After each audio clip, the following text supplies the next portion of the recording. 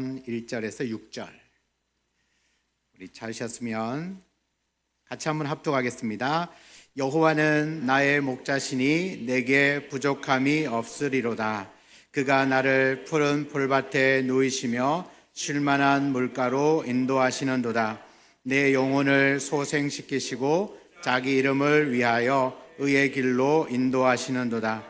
내가 사망의 음침한 골짜기로 다닐지라도 해를 두려워하지 않을 것은 주께서 나와 함께 하심이라. 주의 지팡이와 막대기가 나를 안위하시나이다. 주께서 내 원수의 목전에서 내게 상을 차려주시고 기름으로 내 머리에 부으셨으니 내 잔이 넘치나이다. 내 평생의 선하심과 인자하심이 반드시 나를 따르리니 내가 여호와의 집에 영원히 살리로다. 아멘. 아멘.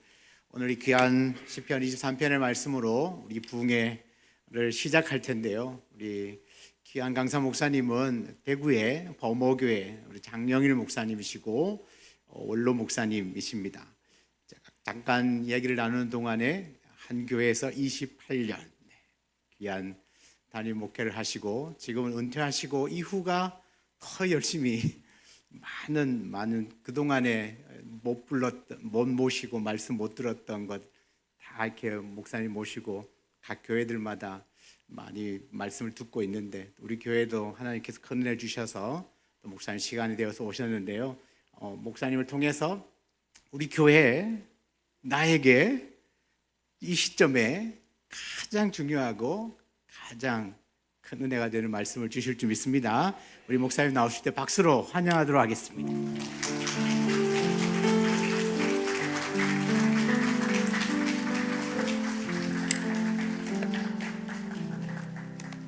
네, 여러분들 만나 뵈서 반갑습니다.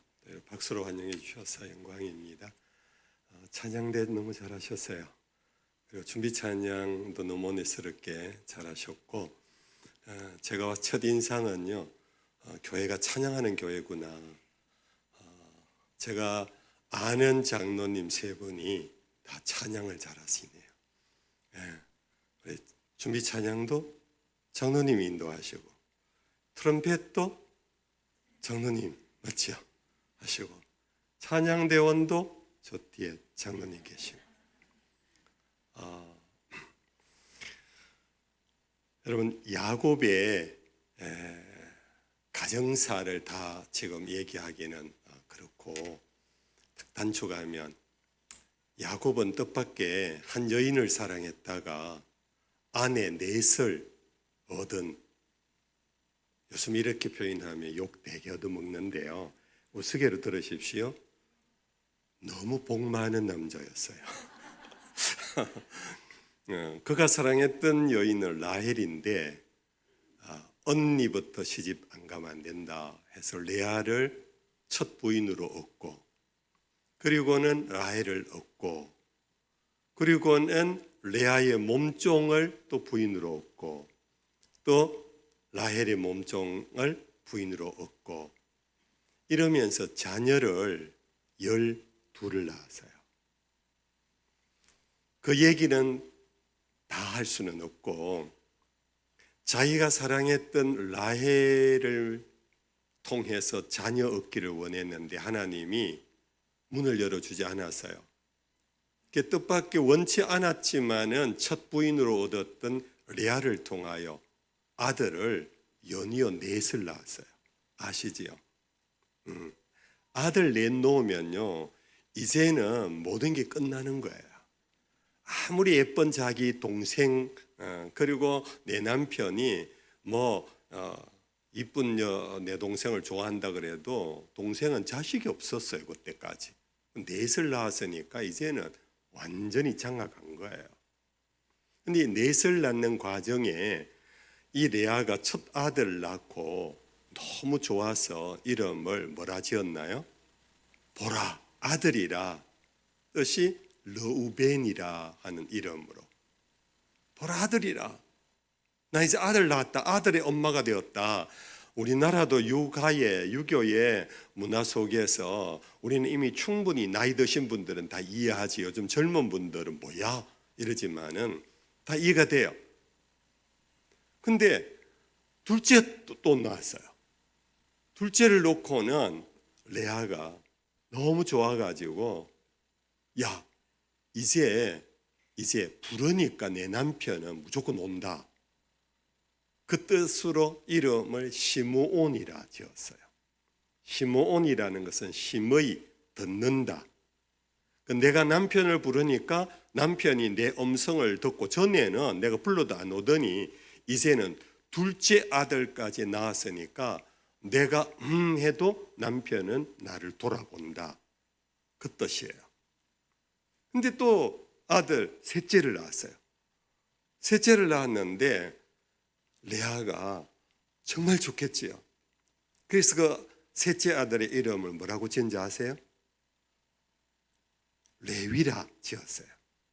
레위라는 뜻은 이제 남편은 내 거다. 속된 말로 이제 남편과 나는 하나가 되었다.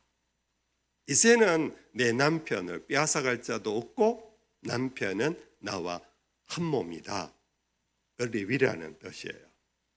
여러분들, 이스라엘의 제사장족이 어디서, 어느 지파에서 제사장이 됐나요? 레위 지파잖아요. 왜 하필이면 이 레위 지파를 제사장으로 세웠을까? 그 이름 뜻이 그거예요. 이름 뜻이 뭐냐? 하나님과 죄인을 하나 되게 하는 사람, 제사장이에요. 제사를 통해서 죄인이 희생물을 가지고 오면 그 희생물로 제사를 드리면 하나님이 용서해 주시거든요. 그 용서함으로 하나님과 죄인이 연결되게 하는 것, 이 제사장의 직무예요. 지금 우리 그리스도인들은 왕 같은 제사장이라, 베드로전서에서 그렇게 말했지요. 왕 같은 제사장이라 우리도 세상의 죄인들을 우리가 전도와 그리고 선교와 구제를 통하여 그들을 하나님께로 데리고 오는 사람, 세상 사람을 하나님과 연결시켜주는 사람, 그게 제사장의 직무예요. 자, 더 퍼지면 시간 많이 갈 것 같고, 그 세 명이면은 남편과 내가 이제 하나가 되었다, 끝이잖아요. 근데 하나님이 또 아들을 주신 거예요. 넷째를 낳고 이름을 뭐라 했을까요? 유다. 누가 그랬나요? 유다. 유다라는 이름으로 넷째를 반기면서 좋아했는데 그 뜻은 뭐냐? 뜻 아시는 분? 유다의 뜻.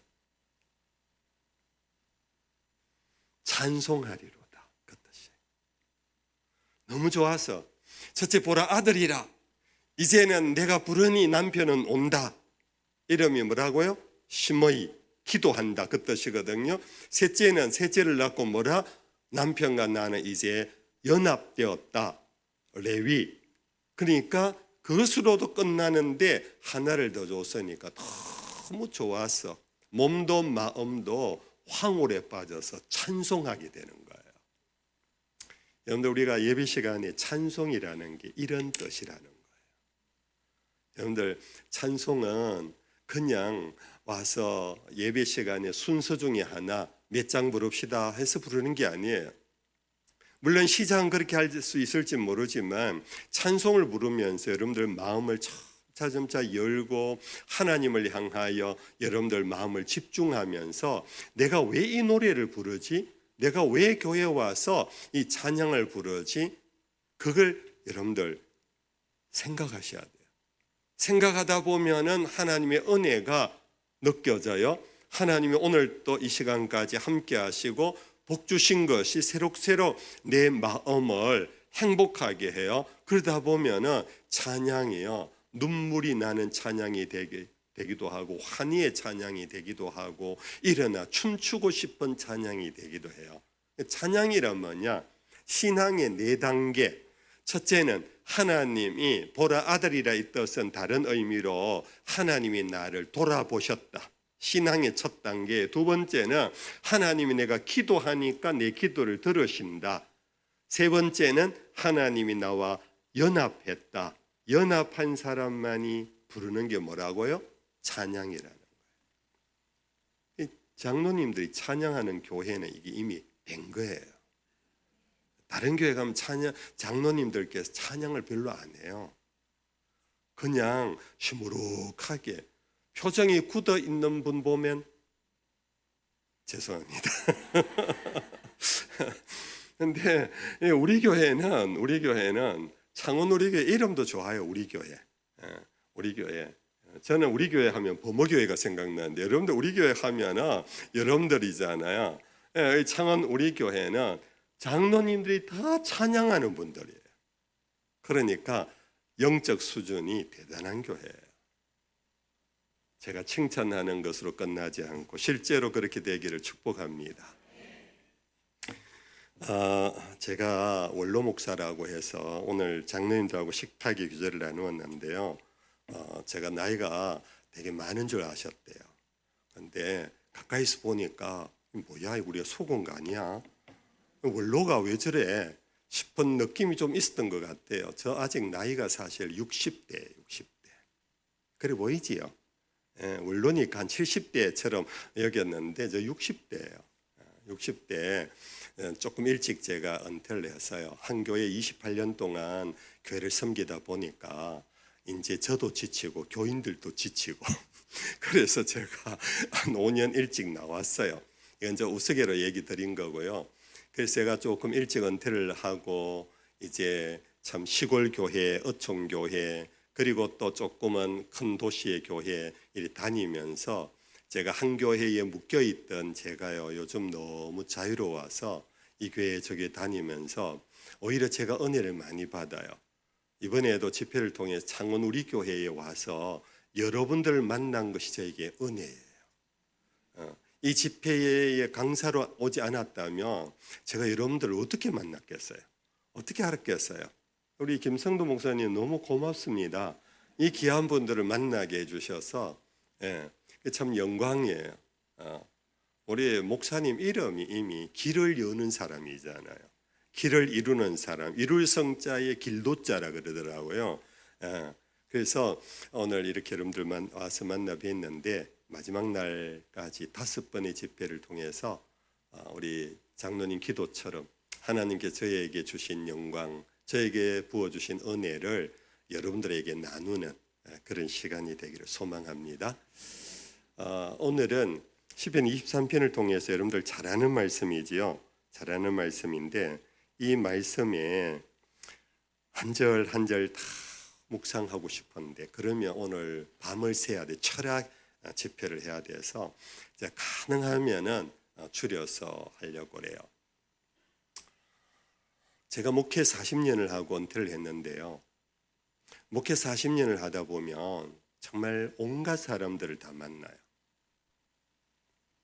그 온갖 사람이라는 표현은 긍정적인 표현도 되고 부정적인 표현도 되는데요.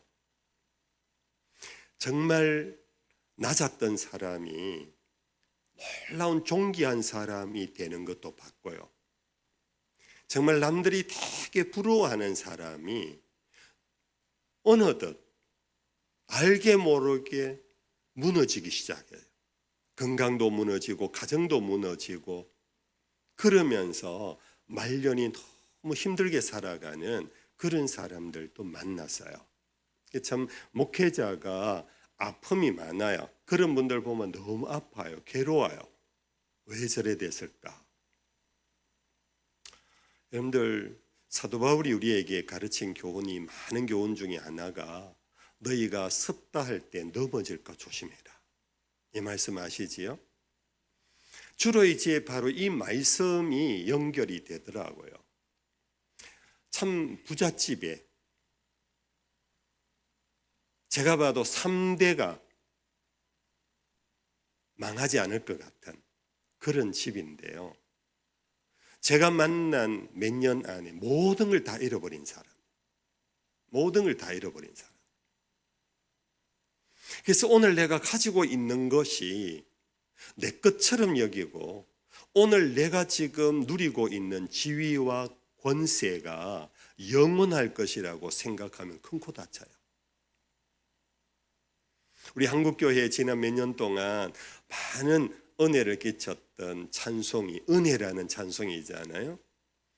모든 걸 당연하게 여겼는데 가만 생각해 보니까 어느 하나 당연한 것 하나도 없습니다. 이 찬송가 가사잖아요. 여러분들, 우리가 그것을 깨달아야 돼요.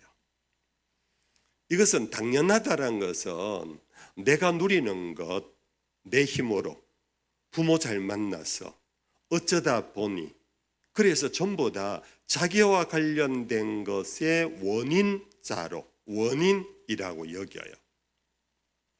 그런 사람은 결국은 다 잃더라고요. 왜? 그 모든 것의 주인이 따로 계시거든요. 누구십니까? 하나님이세요. 우리는 신앙 고백을 하고 예배를 드립니다. 전능하사 천지를 만드신 하나님 아버지를 내가 믿습니다. 믿으시나요?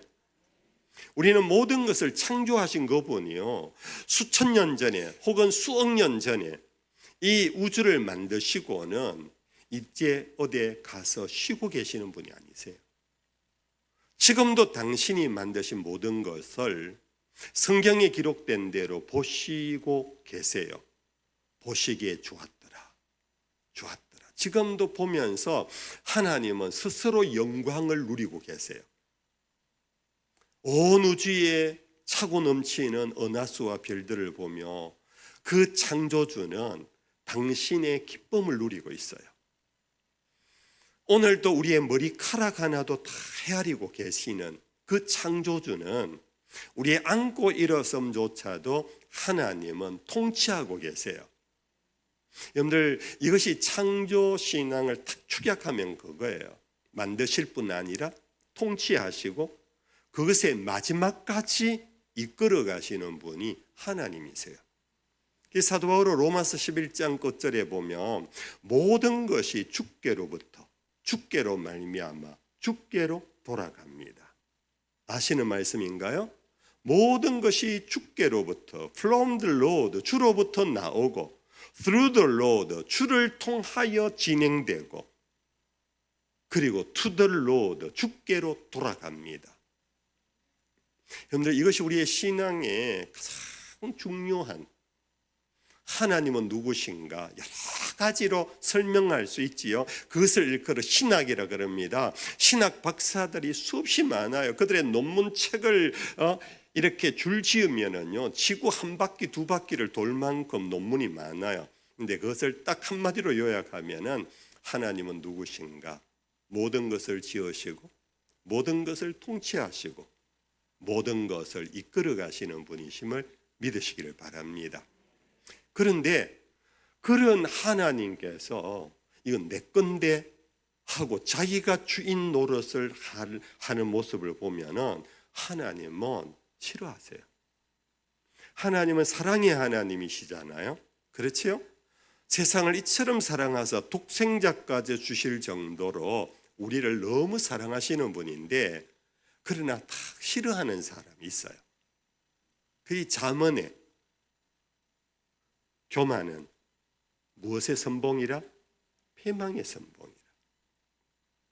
교만이라는 것이 뭐냐? 그 모든 것의 주인 노릇을 하려고 하는 것이 교만인 거예요. 그럴 때 하나님은 그것을 다 하나님이 빼앗아간다 이렇게 표현하면 하나님이 너무 잔인해 보이고요. 그 모든 것을 주권을 행사하시는 거예요. 여러분들, 뜻밖의 모든 것을 잃은 사람도 있잖아요. 그것이 구약의 욥입니다. 욥은 잘못한 거 하나도 없는데 동방의 의인인데 오늘날 갑자기 자기의 많고 많은 낙타, 소떼, 양떼들이 벼락에 맞아 죽기도 하고 이민족의 침략 속에 뺏겨가기도 하고 다 잃어버렸어요. 뿐 아니라 자기의 10자녀, 아들 7과 딸 3이 함께, 형제간이 아버지가 좋으니까요, 자녀도 굉장히 우애가 있었어요. 그들은 한 달에 한 번씩 혹은 정확한 텀은 모르겠지만 자주 만나서 형제간이 함께 먹고 마시는 식탁의 규제를 했어요. 어느 날 함께 식탁에 교제를 하고 있는데 천둥이 치고 비바람이 불면서 벼락이 떨어지는 바람에 집이 무너져서 집에 깔려져서 10남매가 다 목숨을 잃어버렸어요. 이런 일이 어디 있습니까?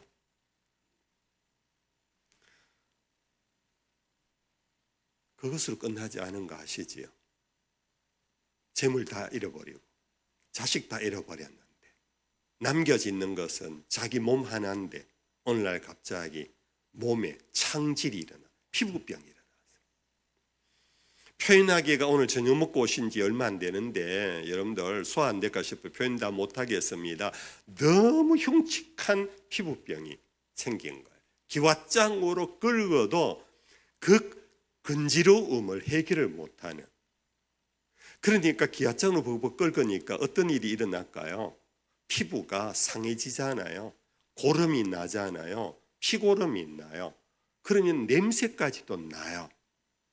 그러니까 옆에 있던 아내가 마누라가 그걸 견디지를 못한 거예요. 그래서 남편 보고 손가락질을 하면서 하나님을 저주하고 가서 죽어라 하고 도망을 쳐버렸어요. 마누라마저 가버린 거예요. 이때 욥이 한 말이 뭔지 아시지요? 주신 이도 누구? 여호와시고 거두시는 이도 누구? 여호와시니. 이게 바로 주인을 알아본 욥이에요. 욥이 고난을 견뎠다. 이것도 우리에게는 야고보서에 보면은 욥의 고난을 기억하라, 욥의 인내를 기억하라, 그런 말씀이 나오잖아요. 근데 그 고난을 견디고 버텨낸 것이 욥의 대명사가 아니고 욥은 주인을 인정한 거예요. 자기 몸조차도 주인이 내가 아니고 하나님이라. 자기 자식의 주인도 내가 낳았으니까 내가 주인이라고 여기지 않고 하나님이라고. 모든 것의 주권이 하나님께 있다. 우리 창원 우리 교회 성도 여러분들이요, 여러분들 이 집회를 통하여 첫날 오늘 받는 메시지 중에 오늘 이것을 꼭 마음에 담고 가십시오. 여러분들의 주인은 누구시라고요? 하나님이십니다. 이것을 아는 사람이 비로소 행복이 시작되는 거예요. 오늘 여러분들 설교 제목이 뭐지요? 뭐였어요? 완전한 행복, 완전한 행복. 예. 여러분들 행복에도 우리는 행복 그러면은 첫째 필요한 게 뭡니까? 행복. 우리에게는 오복이라는 게 있잖아요. 오복. 예. 장수하고 등등 오복이 있는데 그런 것을 다 가져도 완전하지 않아요. 왜냐하면 언제 잃어버릴지 모르는 불안이 있어요. 근데 이 모든 것의 주인은 하나님이시고 그 주인이 나를 사랑하시되 독생자까지 주실 정도로 사랑한다. 그러면 이건 내 거야 하고 내가 주인이야 하는 것보다 훨씬 더 행복한 사람. 이거 주님 것입니다. 언제든 가져가셔도 됩니다. 근데 가져가실 그분이 나를 사랑하셔서 당신이 하나밖에 없는 아들 예수님을 내 죄 값을 지불하기 위하여 이 땅에 사람으로 오셔서 십자가에 피 흘려 죽기까지 사랑하셨다. 여러분들 와닿습니까? 와닿습니까? 그냥 이거 다 내 거야 하는 사람은요, 내 거야라고 하는 이유가 뭡니까? 남이 가져갈까 싶어서. 건드리지 마라, 집사님 이거 내 거야, 집사님 이 들어오면 안 돼, 여기 내 구역이야, 집사님 저리 가, 여기 내 앉는 내 자리야. 여러분들 그거는 바로 불안한 거예요. 내 거 아니라고 해버리면 오히려 평안해요. 근데 내 거 아니라고 하면은 바보잖아요. 근데 내 거 아니라고 하면은 우리 김 목사님 것이 되든지 장로님 것이 되든지 이게 아니고요. 내 거 아닙니다 할 때 모든 것의 주인은 누구에게로 돌아갑니까? 하나님께로 돌아가는 거예요. 근데 그 하나님이 나를 사랑하고 계시는 거예요. 나를 사랑하셔서 아낌없이 나에게 로마서의 8장에 아들까지 내어주시니가 어찌 우리의 필요를 채워주지 않겠는가? 할렐루야. 그런데 이것이 우리의 행복의 길이에요. 그래서 다윗은 우리가 잘 아는 이 시편 23편에 내게는 부족함이 없습니다. 여러분들 가장 부자는요, 부족이 없는 사람이에요. 우리나라에 대단한 부자들이 많잖아요. 그러나 그 사람들은요, 지금도 끌떡끌떡거려요. 돈 10억이 있으면 여러분들 이젠 돈 없어도 될 것 같지요? 10억, 여기 10억 부자 있지요? 10억은요, 20억 부자를 부러워해요. 100억이 있으면 이제 모든 거 해결된다고 생각합니까? 100억 가진 사람도요, 1000억 가진 사람을 부러워해요. 요즘 갑부들은요, 100억, 1000억 정도 가고 갑부라는 거래요. 조 단위에 가요, 조 단위. 그러니까 거꾸로 오면요, 정말 부자는 부족이 없는 사람이에요. 부족이 없는 사람. 나에게 더 이상 필요가 없는. 부족이 없다라는 것은 뭐 차고 넘친다는 것이 아니고, 이게 NIV라는 영어 성경에서는 어떻게 번역해 놨냐면 I have no need라고 그랬어요. need라는 거 아시지요? 필요라는 말이에요. no need, 필요가 없습니다. 우리는 이것도 필요하고 저것도 필요하고, 내 양복이 이거 모자라, 한 벌 더 필요하고, 필요한 것을 계속해서 필요를 느끼는 것만큼 우리는 궁핍해지는 거예요. 이해가 되지요? 근데 필요가 없어요.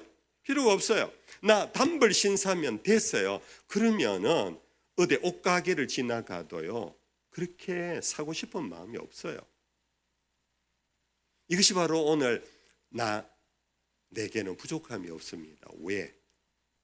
누가 목자기 때문에?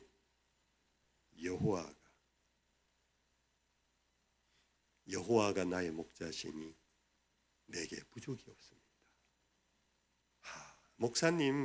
목사니까 그런 소리 하지요. 나 그거 안 통합니다. 나인데 지금 부족한 게 너무 많고 필요한 게 너무 많습니다. 아마 속으로 그럴 수 있는 사람도 있을 거예요. 여러분들, 제가요, 여러분들 보기에 원로 목사니까 조금 있어 보이나요? 조금 있어 보이나요? 네, 저 참 가난한 사람이었어요. 너무너무 가난한 사람이었어요. 저 초등학교 졸업을 못할 뻔했어요. 왜냐하면 제가 12살 때 저희 아버님이 세상을 떠났어요. 저희 아버님이 세상을 떠난 이유는 폐결핵, 과거에 50년, 60년 전에 우리나라에 결핵 환자가 많아요. 결핵이 유행병이었어요. 저희 아버님 사업하시다가 실패를 보고는 스트레스를 받아가지고 면역력이 요즘으로 표현하면 떨어져가지고 결핵 환자가 됐어요.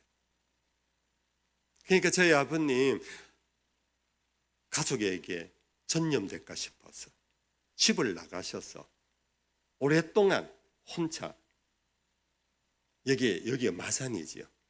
마산 이 국립결핵원에서 혼자 들어가셔서 거기서 마지막을 보내셨어요.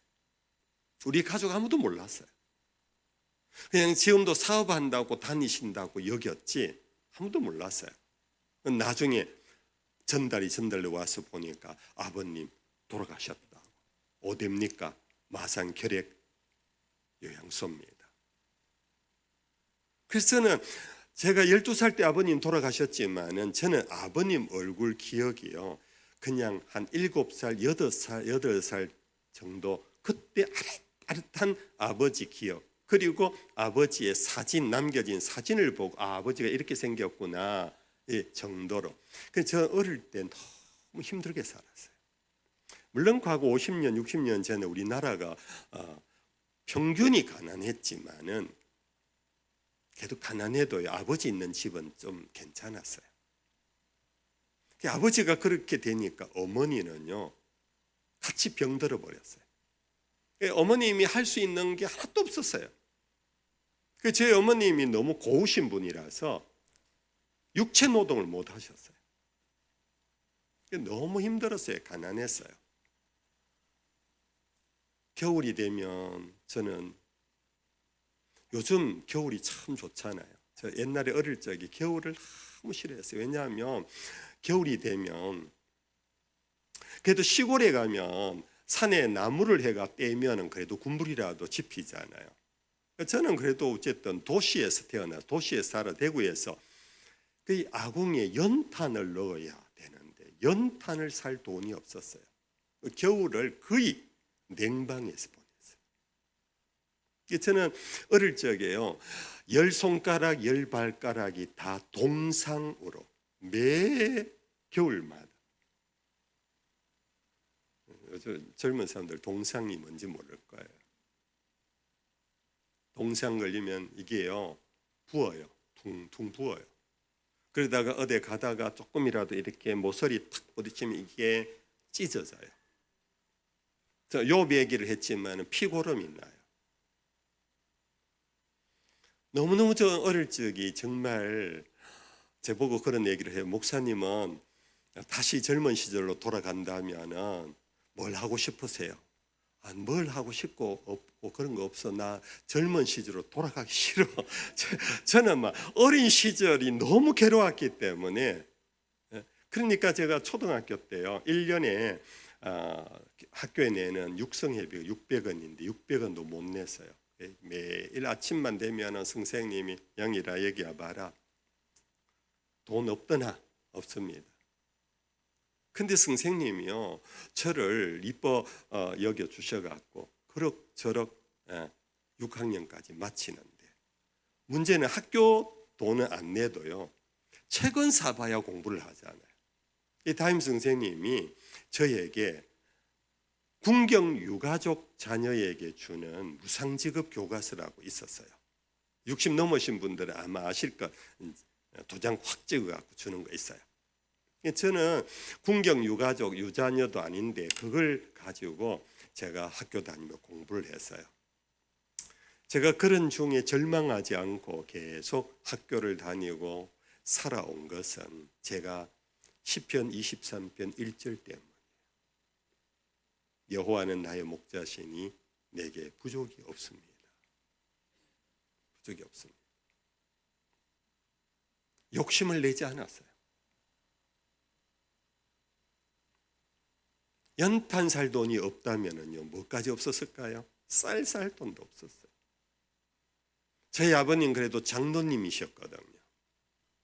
젊은 시절 교회를 해방이 되고 적상가옥에 어느 전도사님이 와서 교회를 세운다 그럴 때 저희 아버님이 젊은 시절에 일본에 가서 유학 공부를 하고 들어오셔가지고요 대구의 어떤 언론사를 창건하시고 그러면서 그 전도사님을 도와서 교회를 세워나가시고 나중에 장로님이 되셨어요. 그러다가 그렇게 일찍 돌아가신 바람에 교회에서 아시고는요 저희 집에 구호미를 보내주셨어요. 근데 구호미는 쌀미자가 아니었어요. 옛날에 쌀이 귀했거든요. 쌀은 주지 못하고 밀가루 반포대씩을 줬어요. 저희 형제는 4남매였어요. 어머님과 함께 5 가족이 밀가루 반포대를 가지고 해먹는 거는 오직 뭡니까? 수제비였어요. 아시죠? 수제비. 요즘 수제비 맛집이 있잖아요. 맛집 투어 수제비. 근데 저희 집은 수제비를 어떻게 했느냐, 요즘처럼 감자도 숭숭숭숭 살아 넣고 파도 넣고 뭐 멸치도 넣고 다시물 내 이렇게 맛있는 수제비가 아니었어요. 그런 재료가 하나도 없었어요. 이 받은 것은 밀가루고 집에 있는 것은 물이고, 그래서 어떻게 해갖고 그걸 끓여가지고 그걸 그냥 반죽해서 넣고는 소금을 쳐서 그걸 그냥 먹은 거예요. 간만 맞추어서. 제가 그렇게 어린 시절 자라가지고요 제가 굉장히 말랐어요. 너무너무 말랐어요. 예. 어떻게 아버님이 키가 크셨는지, 제가 그 유전자는 어쩔 수 없잖아요. 그래서 제가 여러분들 보실 때 작아 보이나요? 조금 키 있어요.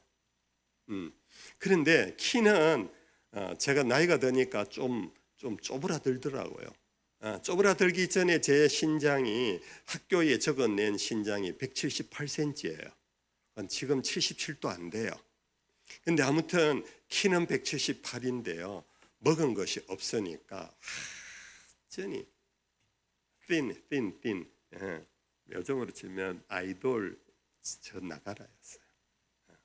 너무 갈비였어요. 그런데도 불구하고 저는 아버님이 주신 오직 한 가지 신앙 유산이었어요. 저는 학교에서 교회 들렸다가 집으로 가고, 그러면서 교회에 와서 늘 불렀던 찬송이 뭐냐면은 이 시편 23편이에요. 여러분들 요즘 우리 찬송에 들어왔는데 옛날 옛적 노래예요.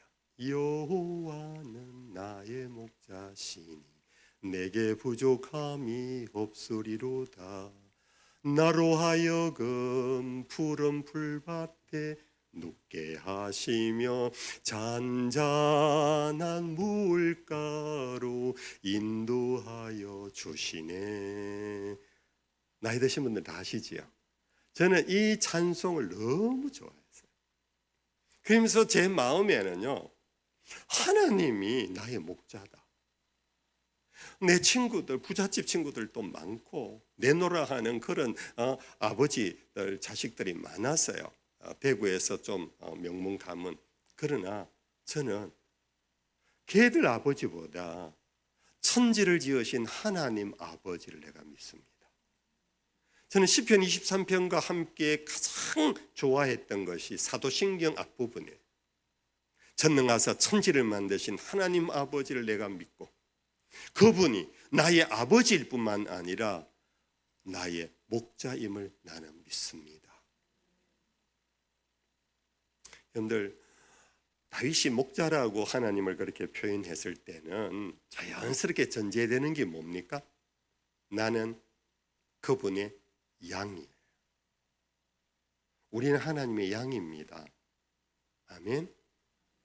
근데 양이라 그러면 우리는 대관령 목장에 토실토실한 양들을 생각하고 그 옆에 인상이 표정이 너무 순하고 예쁘고 귀엽고 그런 것으로 우리는 양을 생각하잖아요. 근데 양은 어떤 동물인가? 제가 좀 센 표현을 했어도 이해하십시오. 양은요, 짐승 가운데 가장 돌대가리예요. 왜 그런가 하면 서커스단에 동물 가운데 양이 없어요. 곰도 제주를 넘어요. 심지어 코끼리도 제주를 부려요. 동물들이 제주를 부리는 것은 머리가 좋아서가 아니에요. 반복 학습을 통하여서 반복 학습을 통하여서 몸이 그걸 기억하면서 하는 게 짐승들의 재주예요. 근데 이놈의 양들은 그걸 몸이 기억도 못하는 거예요. 그래서 양을 아무리 훈련을 시켜도 반복 학습을 해도 양은 재주를 부리지를 못해요. 그래서 스커스탄이 없대요. 제가 어느 책에서 본 거예요. 여러분들, 그냥 제가 우스개로 얘기했지만은 이 머리가 나쁘다, 돌대가리다, 이 말은 내가 아무리 똑똑하고 박사고 내가 다른 사람을 가르치는 선생이고 내가 어느 모임에 내가 원로고 장로고 한다 할지라도 하나님 앞에서 이 세상을 살아갈 때 나는 돌대가리입니다. 하나님이 내 갈 길을 아십니다. 하나님이 나보다 나를 더 잘 아십니다. 하나님이 내가 갖고 있는 계획보다 하나님이 나를 향한 계획이 더 놀랍고 놀랍습니다. 이걸 인정하는 거예요. 제가 고등학교 때 그 시절에 우리 한국 교회에 막 복음성이 막 들어왔어요. 그때 제가 너무너무 은혜스럽게 불렀던 복음성이 뭐냐 하면은 우리에게 향하신 여호와의 인자하심이 놀랍고 놀랍다, 놀라우시도다. 우리에게 향하신 여호와의 계획하심이 크고 크도다 크시도다. 저는 이 찬송을 너무 좋아서 반복 불렀어요. 그래서 나는 내가 지금 형편으로는 어떤 계획도 세울 수 없어요. 내가 초등학교 마쳤다고 중학교 갈 계획을 세울 수 있는 근거가 나에게 하나도 없어요. 중학교 마쳤다고 고등학교 내가 가서 공부할 수 있는 그 근거가 나에게 하나도 없었어요. 사실 제가 중학교 마치고요 고등학교 올라갔을 때 제 나이는요 아직 과거에 고등학교 입시 경쟁이 있을 때예요. 입시 경쟁이. 예. 제 다음 5, 8년생 때 서울과 부산이 입시가 없어졌어요. 제가 5, 7년 딱 때예요. 우리는 입시 경쟁이 있었어요. 그래서 입시 경쟁이 있을 때 열심히 공부했어요. 여호와는 나의 목자시니 돌대가리도 변화의 천재가 되게 하리라 생각하고요 열심히 공부했더니 대구에서 제일 좋은 고등학교에 합격을 했어요. 그 당시에 대구에서 제일 좋은 학교 서울대학에 우리 동기들이요 198명이 간 거 아시나요? 별로 놀라지도 않아요. 요즘은 고등학교에서 한 학교에서요 5명만 가도 현수막 걸어 붙여요. 근데 그때 우리 학교는요 서울대학에 198명이 들어갔다니까요. 대구에서 가장 좋은 고등학교. 근데 합격을 했는데요 합격 통지서와 함께 등록 원서가 이제 날아왔는데 어느 은행에 언제까지 등록금 입학금을 이제 입금을 하라고 했어요. 그런데 그때 제 기억이 한 24,000 얼마였어요. 24,000 얼마인데 이걸 낼 돈이 없었던 거예요. 제가 고등학교를 공부할 아무 근거가 없는데도 불구하고 저는 그냥 공부했어요. 하면 갈 거라 생각했어요. 왜? 천지를 지으신 하나님이 내 아버지시고 그분이 나의 목자시니까 나는 내가 하면 된다. 내가 준비하면 하나님이 나를 향한 놀라운 계획을 갖고 계신 분이 내 길을 인도하실 것이다. 그래서 제가요 어쨌든 합격 정서를 갖고 그때 중학교 3학년 이제 졸업 전이지요. 그걸 가지고요 저희 인척 가운데 조금 사는 인척이 있었어요. 저희 어머님은 너무 고우신 분이라서 어디에 돈을 빌려로도 못 가요. 제가 중학교 3학년이요 합격 통지서를 들고 그 인척 집에 찾아갔다 아닙니까? 그걸 내밀면서 한 학기만 도와주십시오. 보더니만은 참 좋은 거잖아요. 대구에 제일 좋은 고등학교 합격했으니까 야 너 축하한다 야. 근데 영일아 한 학기만 도와주면 그 다음 어떡하는데? 제 이모님이셨어요. 이모님 그 다음은 제가 알아서 할게요. 한 학기만 도와주십시오. 그 다음부터 알아서 할 근거가 없어요. 근거 없어요. 그런데도 한 학기 입학금만 주시면 됩니다. 이모님이 한 학기를 도와주셔갖고 입학을 했어요. 입학을 하고 그 다음부터는 뜻밖의 제가 고등학교 이름 알려도 이제 아시겠죠. 대구의 제일 좋은 고등학교 그 당시에 경북고등학교에 합격했다는 얘기를 듣고요. 중학교 1학년, 2학년 엄마들이요 우리 집에 와서 자기 아이 산수, 수학하고 영어를 가르쳐 달래요. 제가 고등학교 1학년 때부터 가회를 했어요. 아마 신기록일 거예요. 고등학교 1학년이 과외를 했는데 집에서요 5명 아이를 놓고 했어요. 소문이 나가지고 또 애들이 더 온 거예요. 2파스를 한 거예요. 2파스. 요즘으로 치면 1타 강사예요. 1타 강사.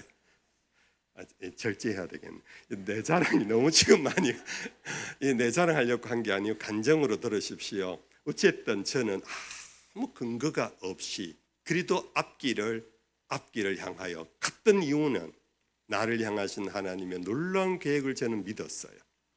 나를 향하여 독생자까지 주신 이가 나에게 부족함이 없도록 해주실 줄로 저는 믿었어요. 그러니까 제가 그렇게 아버지 없는 고아같이 자랐고 어머니, 유약한 어머니 밑에서 정말 어떤 것도 저는 부모의 도움 없이 그냥 자라다 보면은 사람이 좀 그렇잖아요. 날카롭잖아요.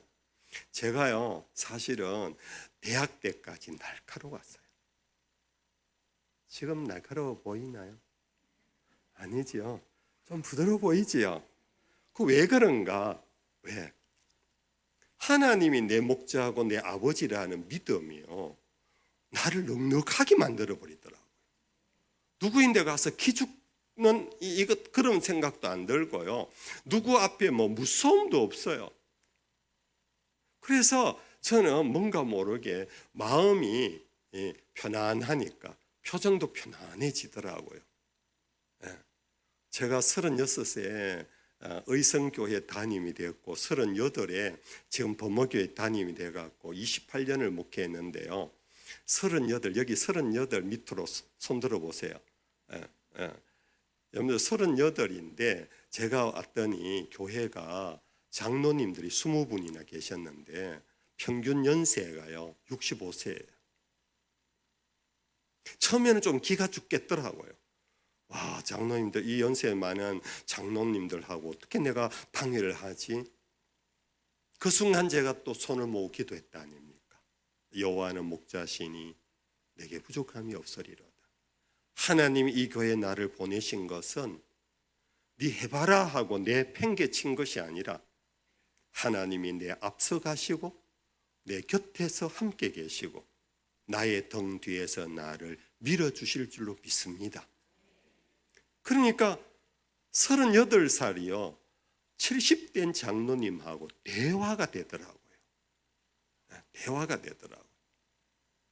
아무튼 여러분들, 우리의 행복은 오늘 우리는 세상의 문화와 세상의 여러분들 그 분위기 안에서 오늘 금수저, 흙수저 얘기가 많잖아요.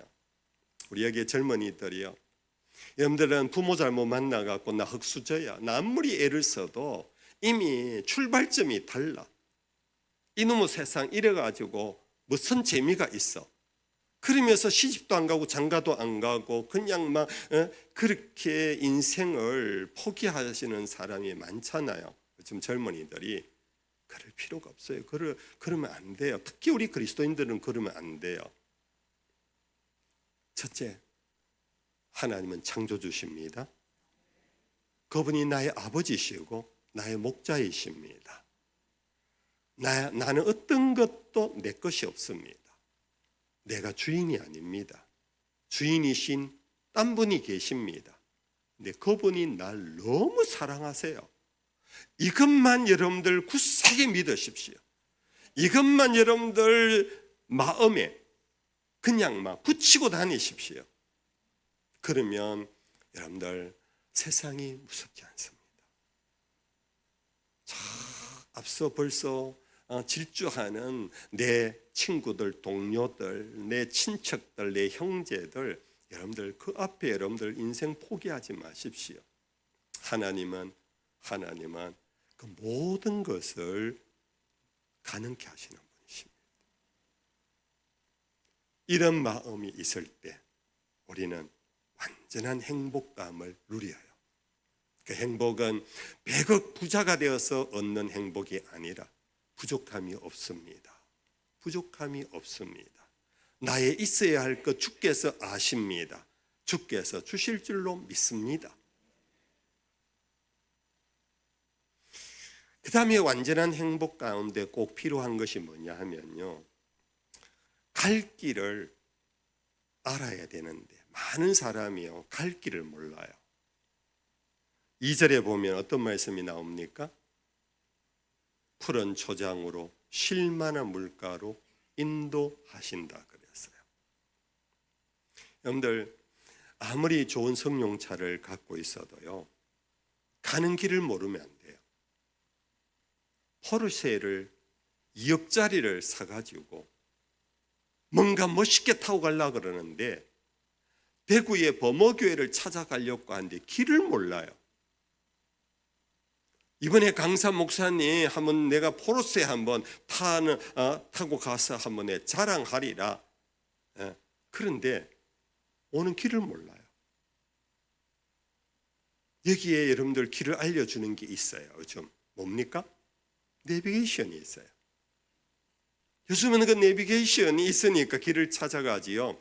옛날에 30년, 40년 전에는요, 제가 미국에서 한 5년 살았거든요. 그때 저는 미국 남부에서 저의 아시는 분이 뉴욕의 플러싱이라는 곳에 한인타운에 살고 계셔서 찾아뵙고 인사를 드려야 할 일이 있어요.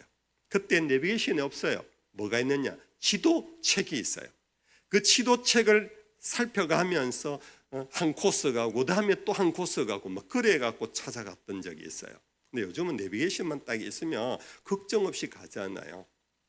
하나님을 내비게이션에 비유할 건 아니지만은 사람이 만든 기계도 우리의 목적지를 그렇게 정확하게 안내하시는데 우리의 창조주이시고 우리의 목자이신 그분이 내가 어디에 가서 누워야 할지, 어디에 가면 마실 물이 있는지, 어디에 가면 먹을 꼴이 있는지 그분이 나를 정확한 곳으로 인도해 주신다. 할렐루야.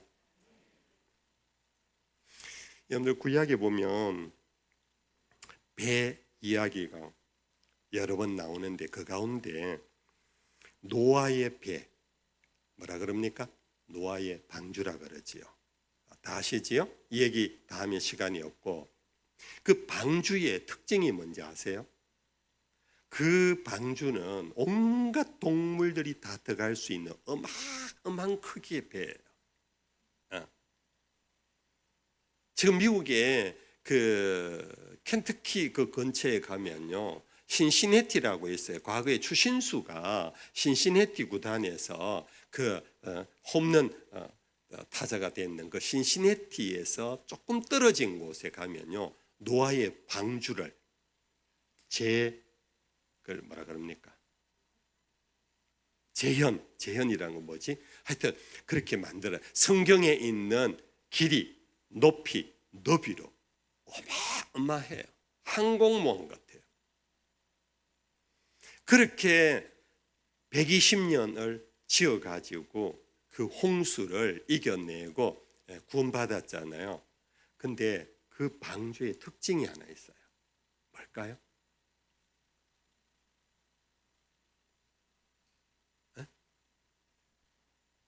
뭐라고요? 크게 구원.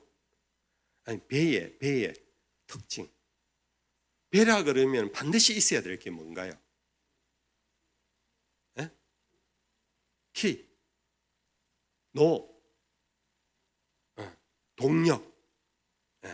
그 동력이 없으면 노저만 되고요. 노를 아무리 저어도 아무데나 가면 안 되잖아요.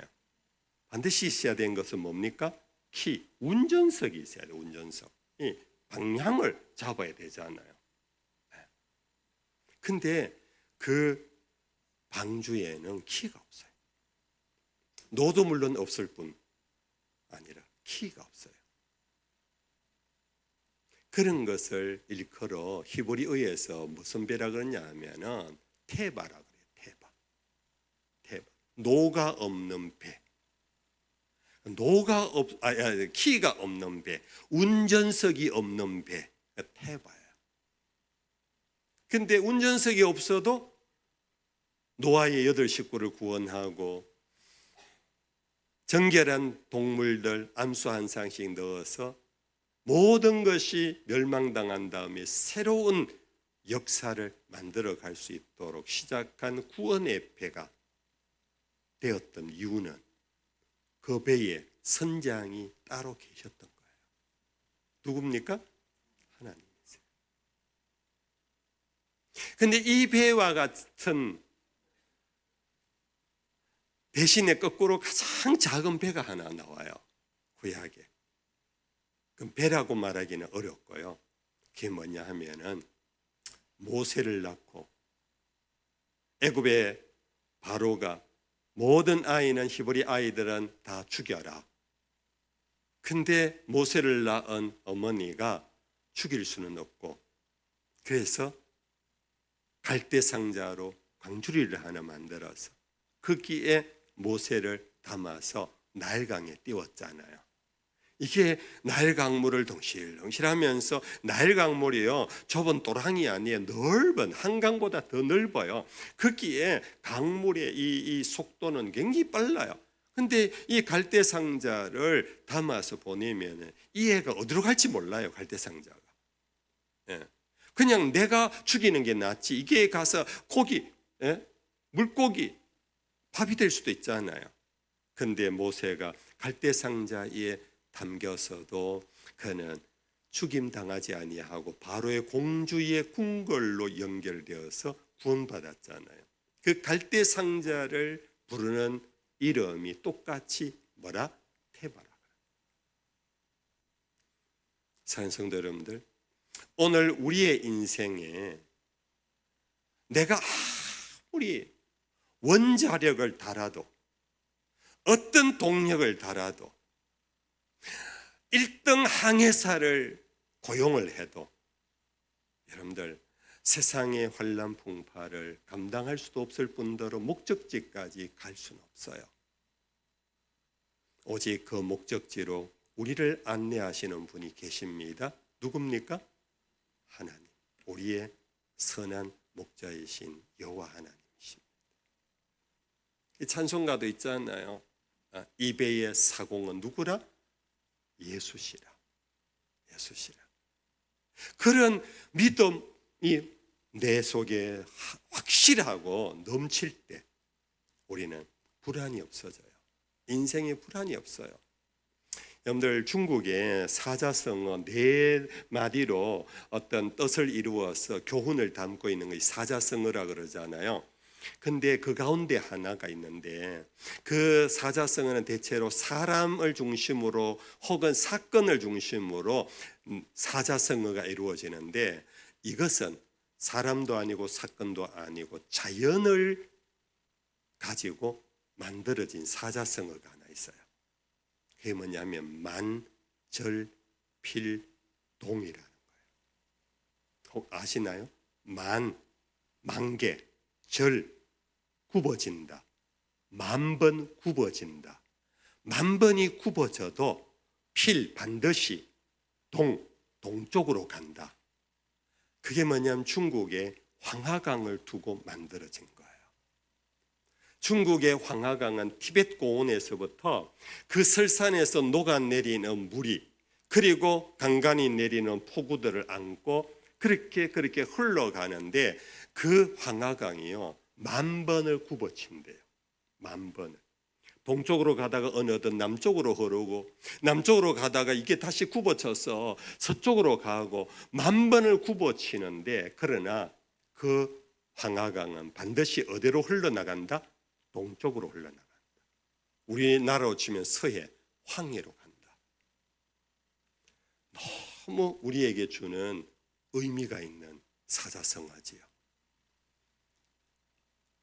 대바일 때, 하나님이 나의 목자일 때, 하나님이 내 인생의 선장일 때, 굽이굽이 쳐는 내 인생길에 하나님이 나를 사랑하시고 독생자까지 주신 그분이 나의 아버지이기 때문에 나는 반드시 필동, 우리에게는 동이 어디입니까? 천, 필천, 만절필천일 것이다. 할렐루야. 여러분들, 이럴 때 우리는 세상이 무섭지 않아요. 뭐 좀 사는 사람 앞에 부러워할 필요 없어요. 여러분들, VIP라고 백화점 가면은 따로 파킹장 따로 있는 거, 그 부러워할 필요 없어요. 제 아내가 좀 부러워하더라고요. 백화점 나가죠. 저기 파킹장 따로 있다고, 들어가는 입구부터 다르더라고요. 부러워할 거 하나도 없어요. 그 사람들 뚜껑 하나 딱 열면요, 그 속에 온갖 불안과 걱정과 염려를 갖고 있어요. 내 차 내가 몰고 내가 파킹하고 가고 그냥 자유롭게. 그 사람들은 100만 원짜리 가방을 사도 나는 5만 원짜리 가방을 사갖고 와도 내가 잘못 쓰면은 명품이 되는 거예요. 우리 김 목사님 갖고 다니면 명품이 돼요. 우리 여기 사모님 어디 계시죠? 사모님. 제 아내가요, 한 번은 이상한 소리를 듣고 속으로 웃으면서 들어오더라고요. 왜? 뭘 반대 웃노 그러니까 내가 교회 갔는데 가방을, 우리 교회 가면은 그 의자 뒤에 이렇게 가방고리가 있어요. 가방고리. 거기에 이렇게 걸고 예배를 드리고 이제 오는데 제 아내가 그날은 어떻게 하다가 그 가방고리 안 걸고 그냥 뒤에 이렇게 선반에 놔뒀대요. 그러니까 지나가면서 누군지는 모르겠는데 교인이 봐라 사모님 명품 가방 갖고 다닌대. 저 봐라 보라고 저 선반 위에 올렸는 거 봐.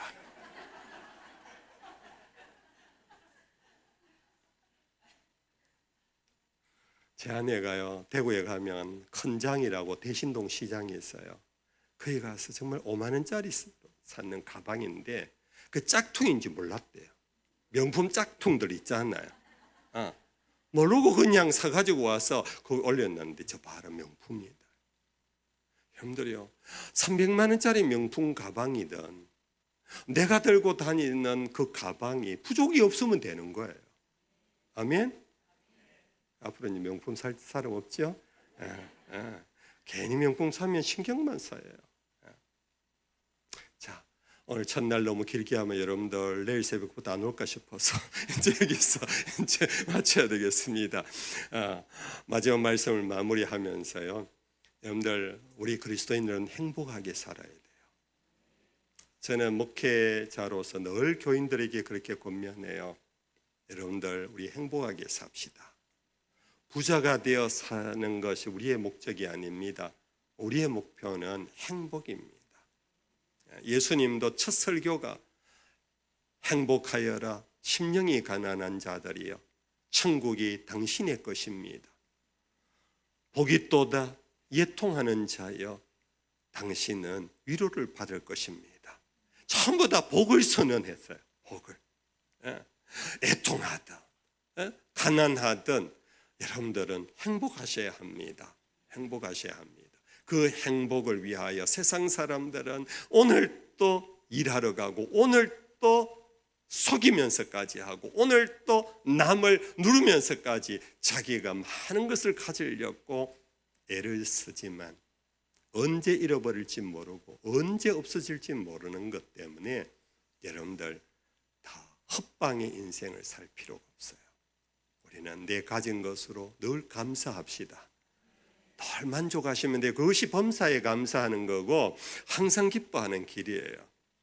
그래서 우리 창원 우리 교회 성도들은 지금까지도 행복하게 사셨지만은 그동안 혹이나 마음에 불평이 있었고 원망이 있었다면 오늘 이 밤에 다 내려놓으세요. 던져버리세요. 그것은 아직도 내가 주인이 되려고 하는 데서 나오는 거예요. 하나님께 다 맡기시면 하나님이 우리의 갈 길 푸른 초장 실만한 길로 인도하시고 부족함이 없도록 우리에게 필요를 채워주시고 하나님이 나를 향하신 내보다도 더 놀라운 계획을 갖고 계시면서 여러분들의 길을 반드시 인도해 가실 것입니다. 우리 찬송 하나 합시다. 아까 제가 말씀드렸던 그 찬송입니다. 568장입니다. 568장.